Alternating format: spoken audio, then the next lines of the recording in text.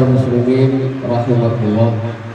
Untuk acara selanjutnya, marilah kita dengarkan ceramah agama.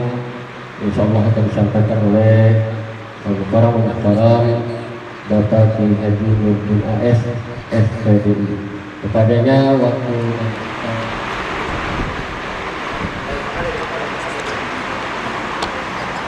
Bismillahirrahmanirrahim. Assalamualaikum warahmatullahi wabarakatuh. Bismillahirrahmanirrahim. Alhamdulillahi rabbil alamin.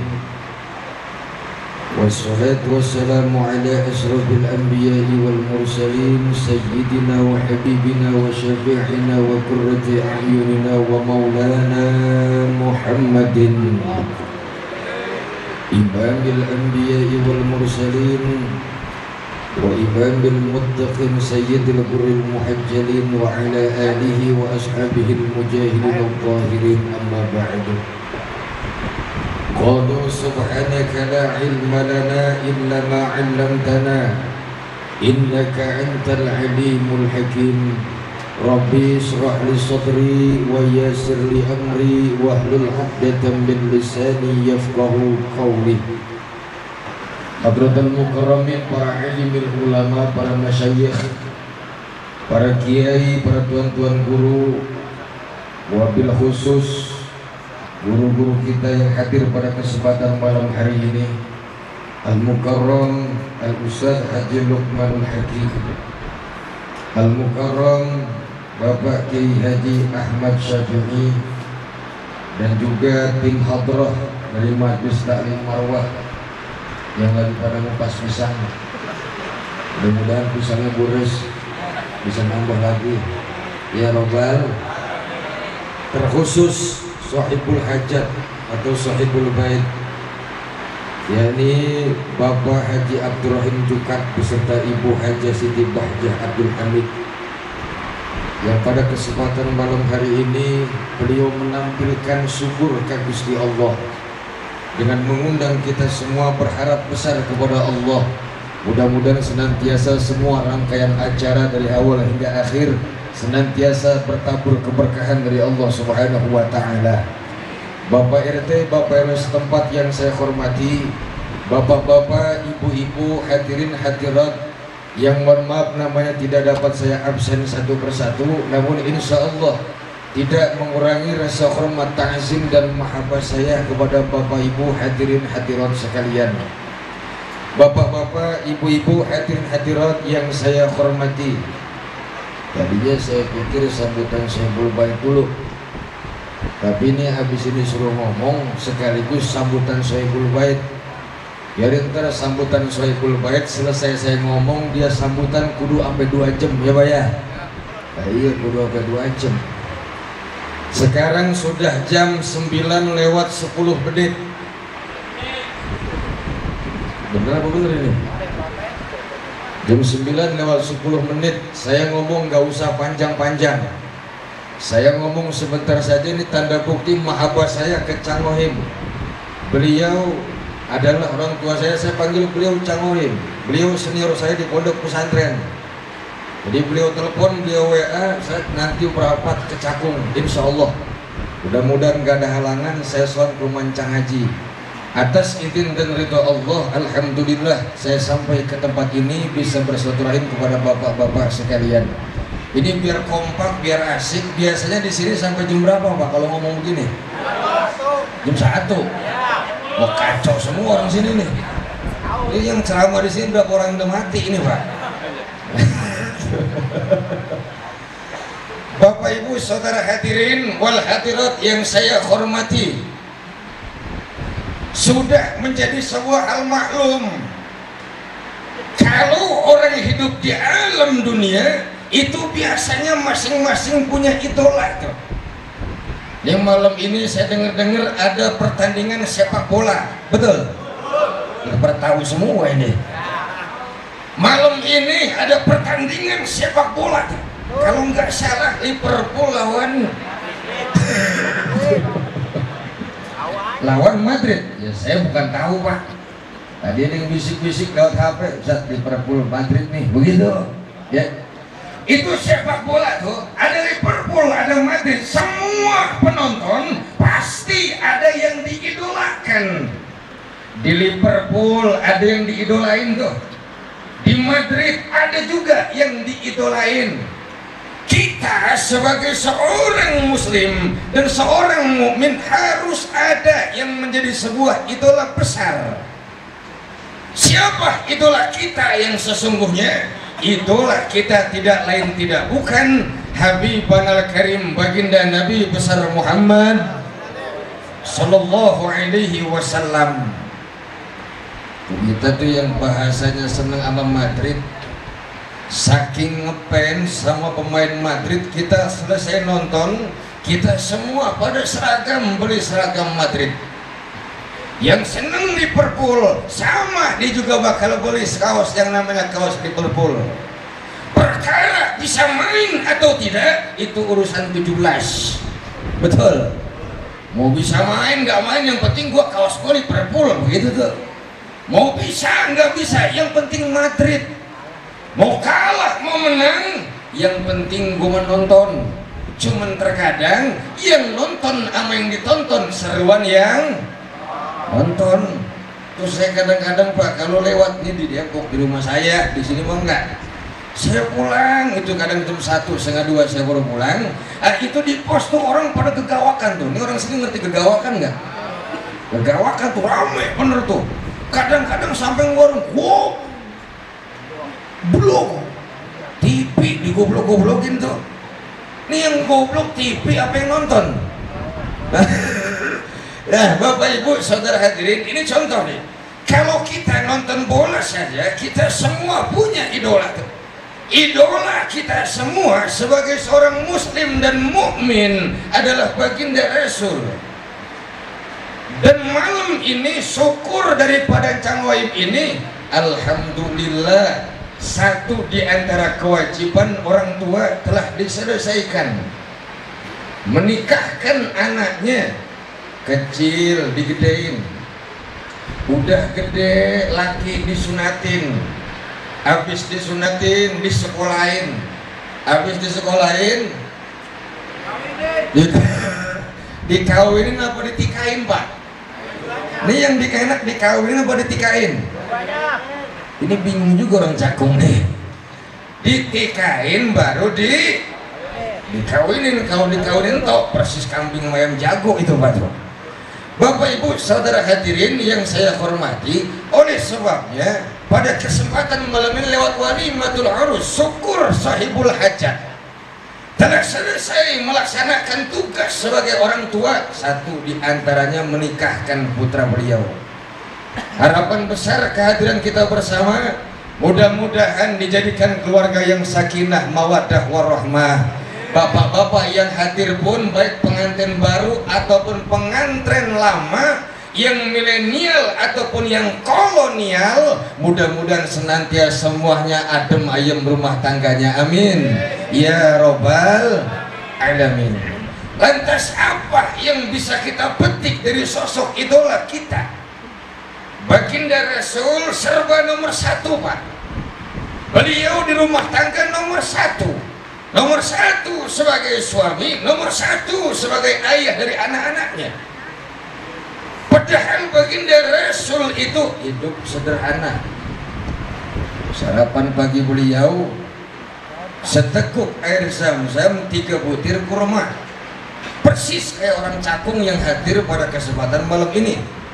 Baginda Rasul seteguk air zam-zam, 3 butir kurma. Orang Cakung 1 gelas kopi hitam, 3 pastel, 3 bakwan, 3 risol, 3 lopis, 3 cucur lepuk di atas semua serba 3, beda tipis baginda Rasul. Tidur beliau beralaskan jas selimut, sebagian hanya untuk menutup anggota badan, sebagian beliau tutupi untuk menghangatkan badan beliau. tapi beliau sanggup menyatakan baiti jannati, rumahku laksana surga bagiku, kata baginda Rasul. Bukankah kita yang kehidupan kita sekarang ini jauh lebih memadai? Rumah kita mah agak mending, tidur kita pakai kasur, tidur punya selimut, tidur kita pakai bantal. Seharusnya dan semestinya kita harus bisa lebih menyatakan baiti jannati. Akan tetapi terkadang kita dalam kiprah kehidupan dan berkehidupan di alam dunia ini, padahal hidup serba cukup, tapi kadang-kadang bukan baiti jannati, tapi baiti nari, rumahku laksana neraka bagiku. Pertama, rumah akan laksana surga kalau rumah tersebut dibina, dibangun, ditanam dan dipupuk oleh yang tuan rumahnya itu. Yang pertama, qalban syakiran, hati yang pandai bersyukur.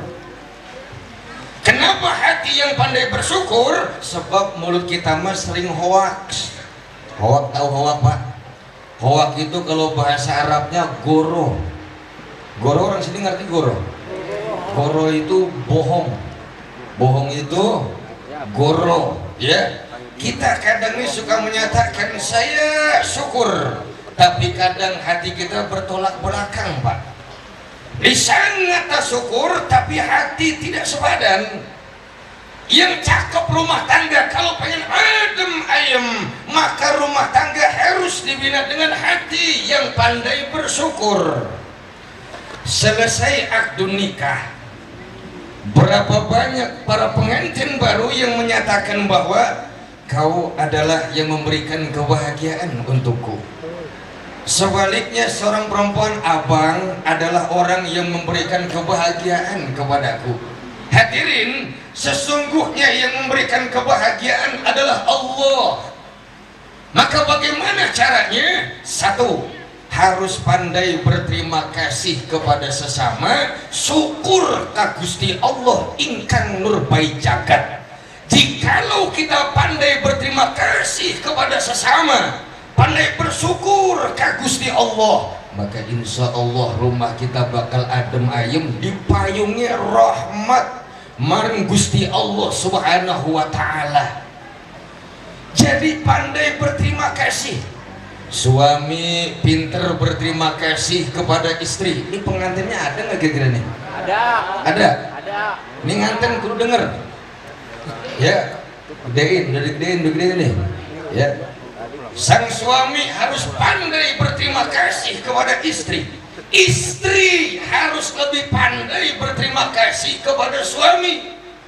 Tidak akan seseorang mampu memupuk, menanam, membangun rumah mahligai rumah tangga bisa baiti jannati kalau istri nggak pandai berterima kasih kepada suami. Suami tidak pandai berterima kasih kepada istri, jauh akan bersyukur ka Gusti Allah ingkang merbama sesa.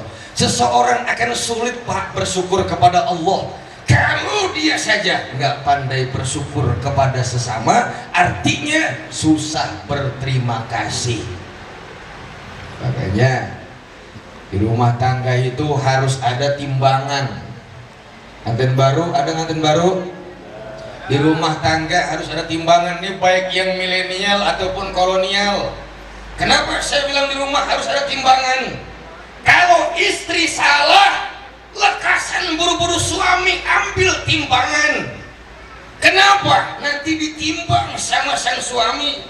Iya deh, kau memang salahnya ini, salah kau ini deh. Ditimbang sama sang suami, tapi kebaikanmu kepada saya, bapak-bapak yang udah lebih dahulu berumah tangga, memang salah engkau satu yang ini, tapi engkau punya kebaikan kepadaku. Dicucinya pakaianku, ketika aku mencari ma'isyah, aku mencari nafkah, kau jaga harta dan anak-anakku. Maka itu semua menjadi sebuah pertimbangan yang objektif, yang sehingganya tidak mengandung penyesalan di akhir dari apa yang kita tentukan. Berapa banyak rumah tangga kandas ketika selisih paham dan tidak saling pandai berterima kasih. jauh bersyukur kepada Allah. Tidak ada timbangan dalam mahligai rumah tangga yang akhirnya adalah mengedepankan ego, mengedepankan hawa nafsu yang mampu menjerumuskan dan mampu menghancurkan dan meruntuhkan mahligai rumah tangga yang ada di tengah-tengah kehidupan kita. Oleh sebabnya istri harus punya timbangan dan suami pun harus punya timbangan, supaya nanti ketika selisih paham terjadi akan mendapatkan pendapat yang objektif yang jauh daripada nilai-nilai kekecewaan dalam mahligai rumah tangga. Inilah konsep yang pertama dari baginda Rasul.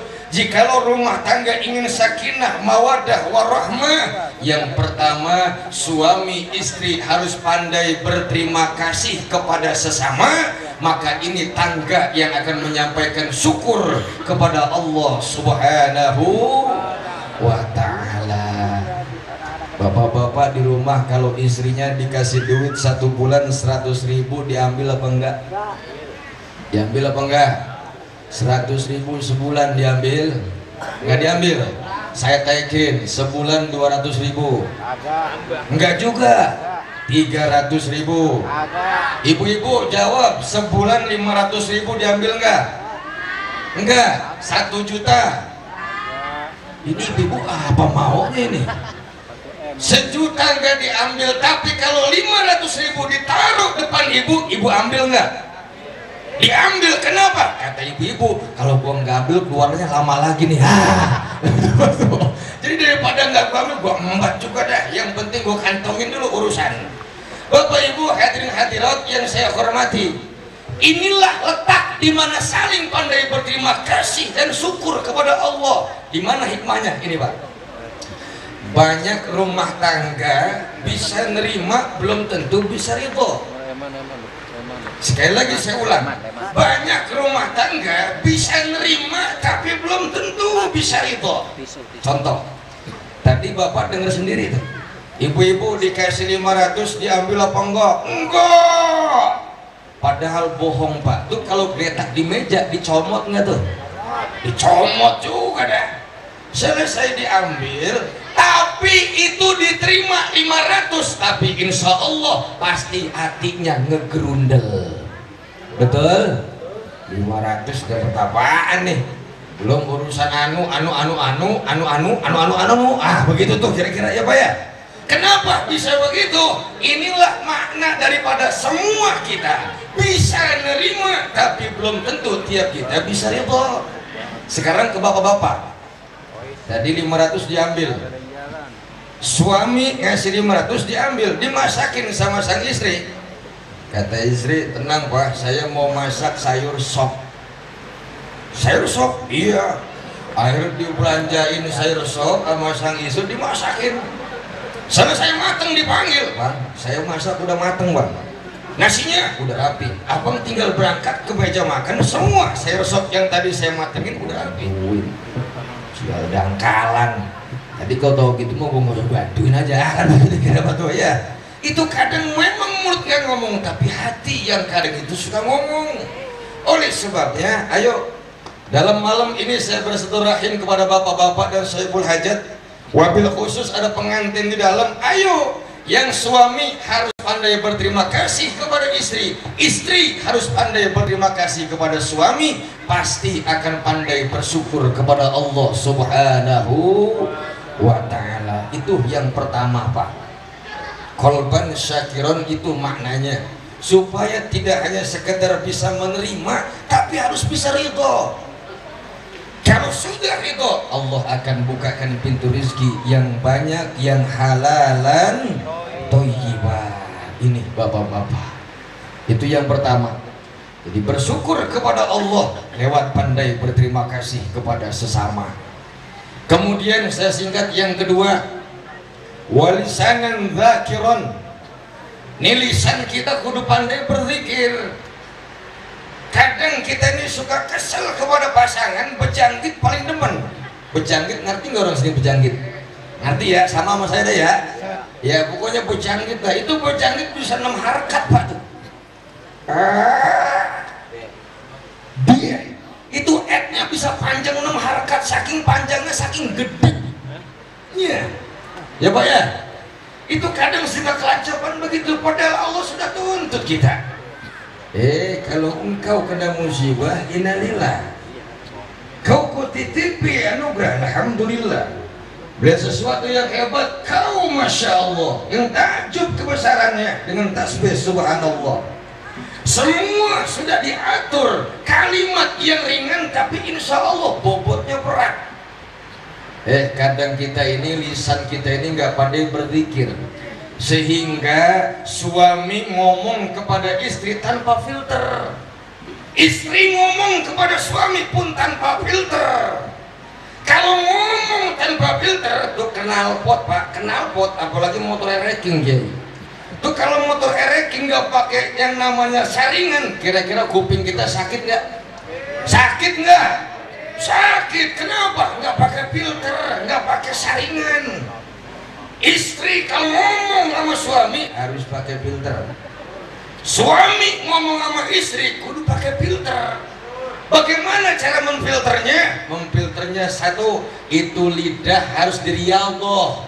Ini lidah harus akrab dengan zikrullah. Kenapa? Supaya lidah kita ini ada nur Kanjeng Baginda Nabi Muhammad.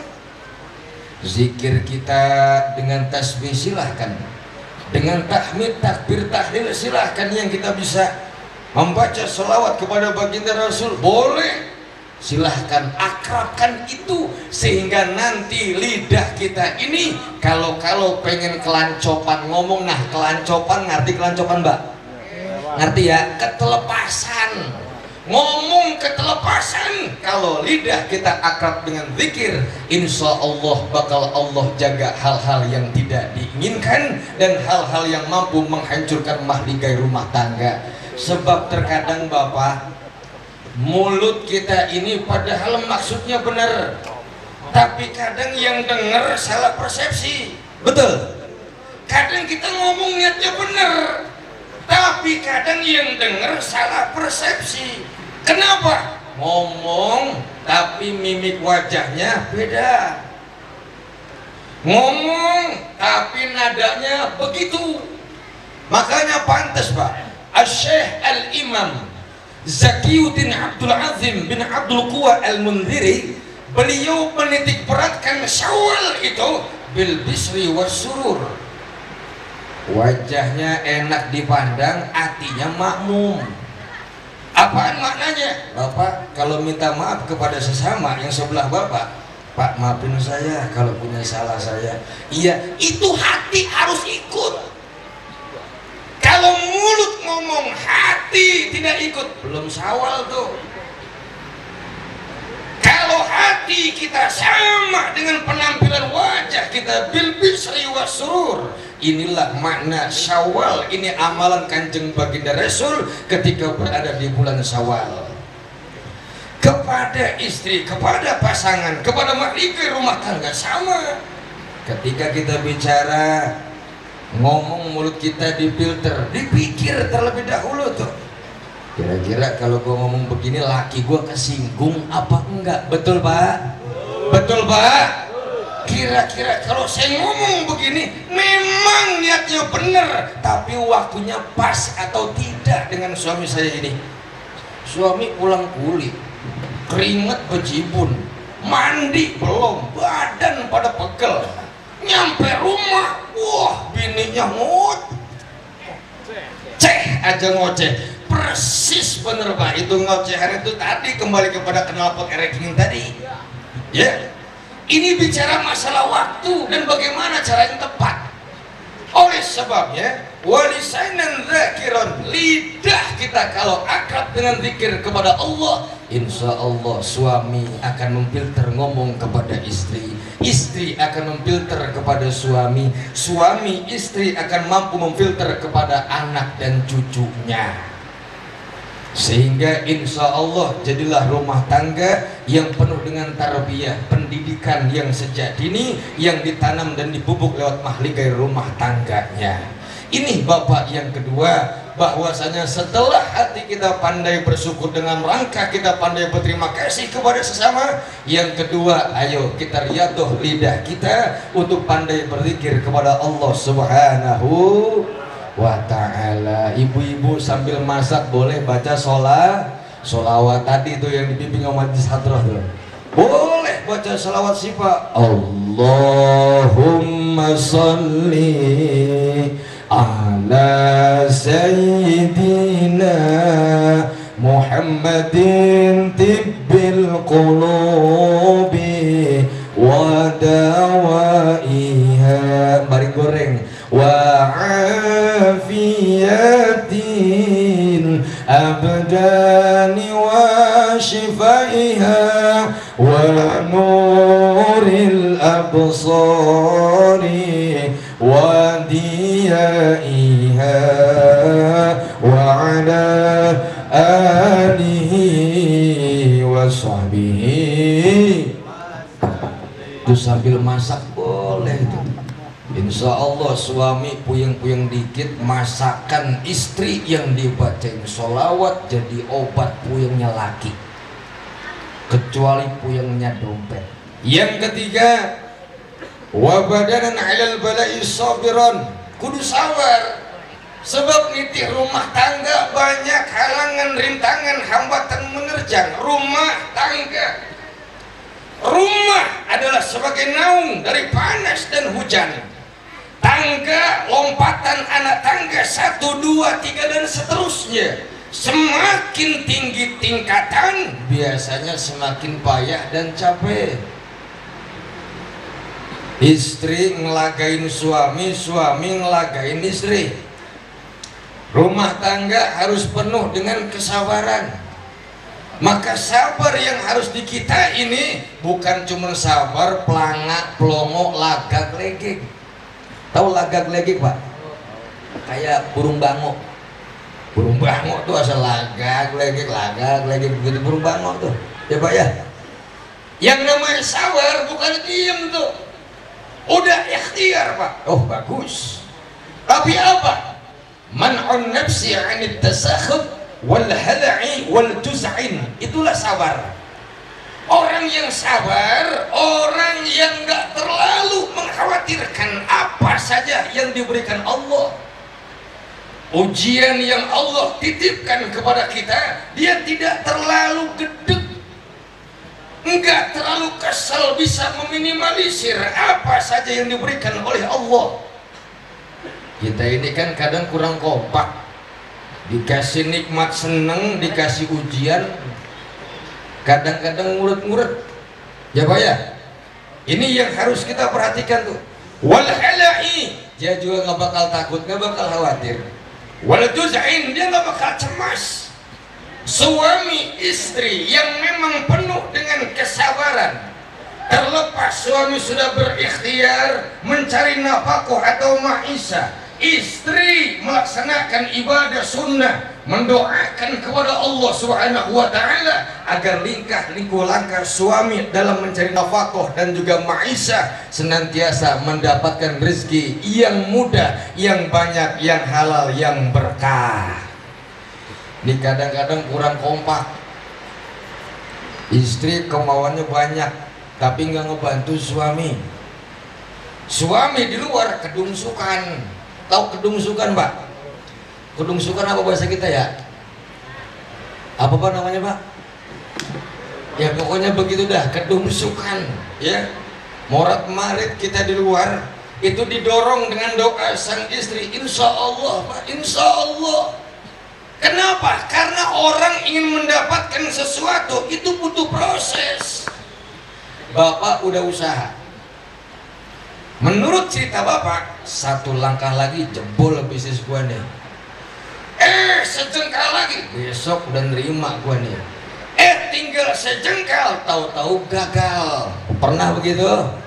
Apa kita bilang, wos dah, udah mau sejengkal lagi pakai kagak jadi, kata kita begitu tuh.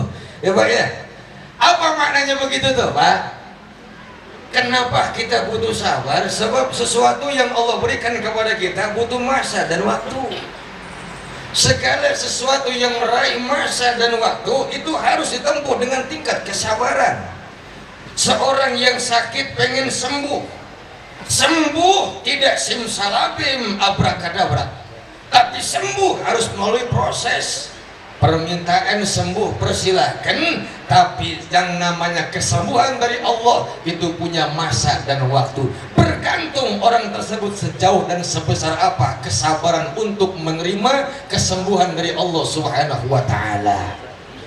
Maka di situ harus Allahus Samad, harus ada ketergantungan kepada Allah Subhanahu wa taala. Ini Bapak-bapak. Kemudian yang terakhir adalah wa zaujatan sholihah, istri yang solehah. Istri yang solehah itu bagaimana Pak? Istri solehah itu istri yang bisa nerimain suaminya, suami juga bisa meridhoi istrinya. Ada cerita begini, ada seorang rumah tangga, lakinya tukang tempe. Tahu tukang tempe? Tukang tempe pakai sepeda ontel Pak. Sepeda ontel keronjotnya dua, kiri dan kanan. Keronjot, tahu keronjot? Ya pokoknya begitu tuh, kayak bodak kiri kanan tuh. Selesai mampir ke masjid sholat subuh, berdoa, ya Rob, saya mau usaha, saya mau ikhtiar, tolong berkahin, lancarin dagangan saya ya Rob. Akhirnya selesai berdoa, dia menggoes sepedanya ke kampung, jarak Cakung habis dia ubek-ubek. Setiap gang masuk dia ngomong tempe, agak ada yang beli. Masuk ke gang itu tempe, nggak ada yang beli juga. Selesai dia keluar gang, sampai keluar gang ada orang yang agnia, ada orang kaya, mobilnya bagus. Tahu-tahu keserempet tuh tukang tempe. Dia keluar dari gang ini hantam habis dengan mobil mewahnya, bulas, hancur terbalik Pak, ada di got. Tawakan dulu belum sudah. Akhirnya itu sepeda nyungsep Pak, peleknya pada bengkok, setangnya belok kanan, keronjot pada belok, tempe ampar-amparan. Dia udah ngecak tadi tuh Pak sama bininya tuh, modal gua pego, ini kalau laku semua untung cepet nih, pulang gua duit 250.000. Akhirnya yang nyerempet orang beriman, turun, dipanggil, Pak mohon maaf Pak, kata orang agnia tadi itu, orang kaya tadi, situ naik mobil yang bener dong. Ini saya udah bener banget Pak, udah bener aja masih nyerempet, apalagi gak bener begitu. Kata yang punya mobil, lantas bagaimana? Bapak maunya apa? Inilah Pak, saya minta ganti rugi. Oh siap. Apa yang harus saya ganti rugi Pak? Ini Pak, pala saya nih, Bapak serempet, saya nyerompot Pak, itu di got itu pala saya benjol nih. Berapa Pak ke klinik? Gak usah ke rumah sakit Pak, klinik aja lah yang gampangan dikit dan murahan. Iya berapa? 100.000 Pak. Akhirnya tukang orang kaya tadi ngeluarin duit 100.000. Udah cukup Pak? Oh belum, sebentar Pak, masih kurang. Tempe saya ampar-amparan Pak. Kata tukang tempe, berapa tempenya? Yang sebelah 50, yang sebelah 50 Pak. Jadi berapa? Ya 100.000 lah Pak. Dikeluarin dompet, diambil uang 100.000, dikasih lagi 100, jadi 200. Udah Pak, saya mau lekasan ke kantor nih Pak. Oh sebentar Pak, sebentar. Kenapa? Sepeda saya setengah pengkok Pak. Lantas harus ke Ucok nih. Ngapain? Ya harus ke bengkel. Ke bengkel berapa Pak? Ya kurang lebih 100.000 lah Pak. Akhirnya ngeluarin dompet lagi, dikasih uang 100.000, jadi berapa? 300. Udah ya Pak, kalau begini udah beres dah. Oh sebentar Pak, saya nih belanja tempe ke pasar Cakung itu kurang lebih 100.000. Kan tempe saya jatuh, ampar-amparan, kotor Pak. Lantas ya saya harus belanja lagi buat dagang. Ya udah saya ganti, diambil 100.000, jumlahnya 400.000. Akhirnya yang bawa mobil berangkat ke kantor, brung. Akhirnya sepeda diangkat sama tukang tempe yang ampar-amparan dikepet atu-atu, plak bersih lagi. Keronjot yang tadi penyok dijejek, grek aja lempeng lagi Pak, kiri dan kanan. Sepeda setangnya belok, dijepit paha kanan kiri, dibengkek, grek lempeng lagi, dia punya setangnya. Pala benjol, dia lari ke tukang es, dia beli es batu, dikompres, kempes. Akhirnya nggak jadi ke klinik 400.000 utuh, nggak kudu berkurang. Nih Allah kalau mau kasih rezeki, jam 8 dia pulang ke rumahnya Pak. Ini contoh istri soleha. Pulang ketok pintu, assalamualaikum mama. Wah tukang tempe manggilnya habis megang duit. Bawa bapak megang duit, lagu ada tengil juga dikit. Betul. Panggilan ada mamah kita. Panggilnya mamah kita. Assalamualaikum mama, kata tukang tempe. Waalaikumsalam. Boy ininya lagi nyuci pak, ngeliat jam. Baru jam 8 lagi udah pulang ini. Tempe belum beres nih, kata bininya. Selesai, keluar. Wah itu pak bininya pak, ngoceh aja ngoceh. Ini ngapa sih ini? Ini bininya ngoceh aja ngoceh pak, persis burung ciblek, persis burung ciblek. Tahu burung ciblek? Tahu burung ciblek? Ciblek biar kecil tapi gacor. Ngoceh aja, baru jam 8 kau udah pulang. Harusnya jangan pulang terlebih dahulu. Kenapa? Ini belum waktunya pulang. Ngoceh saja ngoceh pak. Akhirnya duit yang tadi di 4 lembar. Coba.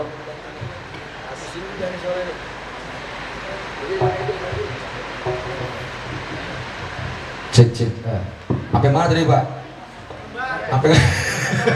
Harusnya jangan pulang dulu pak. Kan baru jam 8. Akhirnya ngoceh belum selesai, lakinya ngerogoh kantong dikeluarin 400 lembar. Itu yang namanya 400.000 pak, lembaran warna merah. Itu mampu men-silent mulut daripada bininya.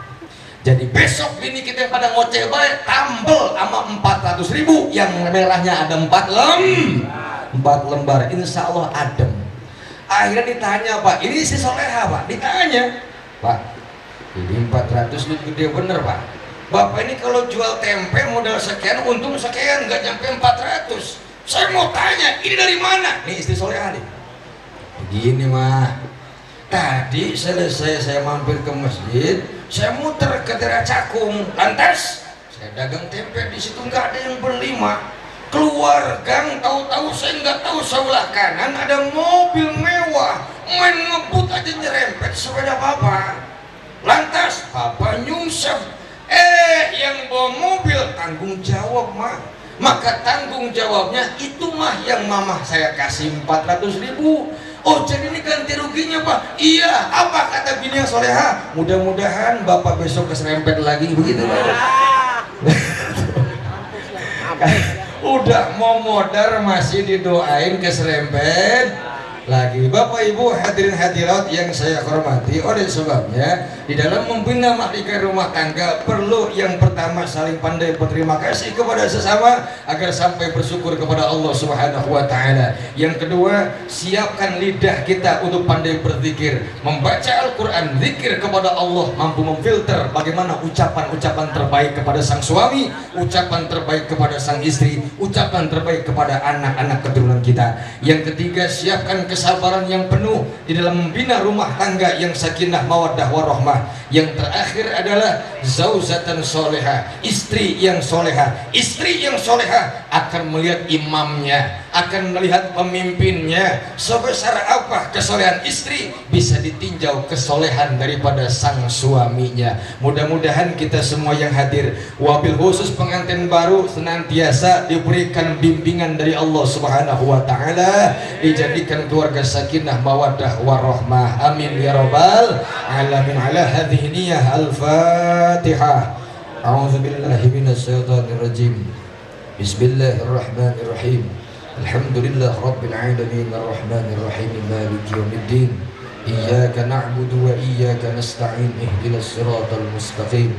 Siratal ladzina an'amta 'alaihim ghairil maghdubi 'alaihim waladdallin. Amin. Mohon maaf dan terima kasih bapak-bapak atas perhatiannya, kurang lebih mohon maaf. Usikum wa nafsi bitaqwallah. Wassalamualaikum warahmatullahi wabarakatuh. Tadi nah sama-sama mendengarkan ceramah agama yang mudah-mudahan apa yang beliau sampaikan dapat bermanfaat bagi kita semua. Amin amin ya rabbal alamin. Ma'asyiral muslimin rahimakumullah, untuk acara terakhir itu penutup doa dan saya mohon dipimpin oleh Al-Mukarram Al-Muhtaram Bapak Kiai Haji Ahmad Syafi'i Abdul Hamid. Dan dari saya lebih kurangnya saya mohon maaf. Hadanallahu wa iyyakum ajma'in. Wassalamualaikum warahmatullahi wabarakatuh. اللهم ربنا ظلمنا أنفسنا وإن لم تغفر لنا وترحمنا لنكونن من الخاسرين اللهم ربنا اغفر لنا ولوالدينا وارحمهما كما ربيانا صغيرا اللهم ربنا اغفر لنا ذنوبنا ولإخواننا الذين سبقونا بالإيمان ولا تجعل في قلوبنا غلا للذين آمنوا ربنا إنك رؤوف رحيم اللهم ربنا تقبل منا إنك أنت السميع العليم وتب علينا إنك أنت التواب الرحيم واهدنا وفقنا إلى الحق وإلى صراط المستقيم ربنا آتنا في الدنيا حسنة وفي الآخرة حسنة وقنا عذاب النار وادخلنا الجنة مع الأبرار يا عزيز يا غفار يا رب العالمين وصلى الله على سيدنا محمد وآله وسلم والحمد لله رب العالمين.